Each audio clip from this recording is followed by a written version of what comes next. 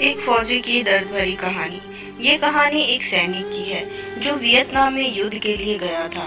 युद्ध समाप्त होने के बाद जब उसके घर लौटने की बारी आई तो उसने अपने माता पिता को सैन फ्रांसिस्को से फोन किया। माँ और पिताजी, मैं घर आ रहा हूँ, लेकिन घर आने से पहले मुझे आपसे एक बात पूछनी है। मेरा एक दोस्त है जिसे मैं अपने साथ घर लाना चाहता हूँ। क्या मैं उसे ला सकता हूँ? बिल्कुल बेटा, ये भी कोई पूछने की बात है। हमें तुम्हारे दोस्त से मिलकर बहुत खुशी होगी, माता पिता ने जवाब दिया। लेकिन पहले एक बात आप लोग जान ले, सैनिक बोलता गया। युद्ध में वह बहुत बुरी तरह घायल हो गया है। उसने एक बारूदी सुरंग पर पैर रख दिया था और उसमें उसने अपना एक हाथ और पैर गंवा दिया है। उसके पास कोई जगह नहीं है जहां वह जा सके, इसलिए मैं उसे अपने साथ रहने के लिए लाना चाहता हूँ। उसकी यह बात सुनकर उसकी माँ बोली, बेटा, तुम्हारे दोस्त के बारे में जानकर हमें बहुत दुख हुआ। हो सकता है हम उसके रहने के लिए कोई जगह तलाश कर सके। नहीं माँ, मैं चाहता हूँ कि वो हमारे साथ रहे।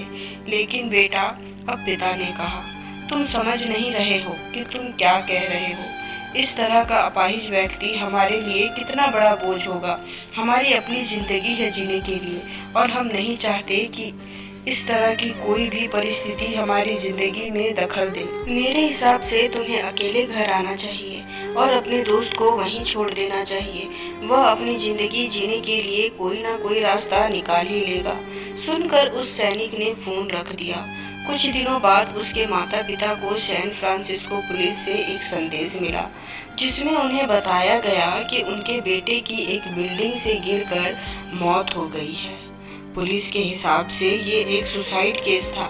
पूरी दुनिया का रक्षा करने वाला फौजी अपने माँ बाप से ही हार गया। वह अपने माता पिता पे बोझ नहीं बनना चाहता था।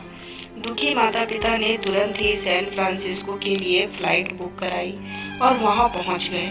वहां उन्हें शहर के मुर्दा घर ले जाया गया ताकि वे अपने बेटे की पहचान कर सके। उन्होंने उसकी पहचान कर ली, किंतु ये देखकर उनकी कपकपी छूट गई कि उनके बेटे का बस एक हाथ और एक पैर था।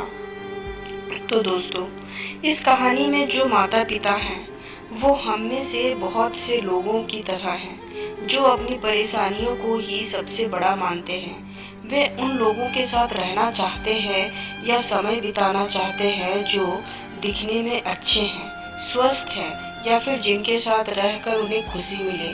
वे ऐसे लोगों को पसंद नहीं करते जो दिखने में स्वस्थ नहीं हैं या जिनके साथ उन्हें खुशी नहीं मिले या जो किसी भी रूप में उनके लिए असुविधाजनक है। वे ऐसे लोगों से दूरी बनाकर रखते हैं। इन माता पिता ने जाने अनजाने में अपने ही औलाद को खो दिया।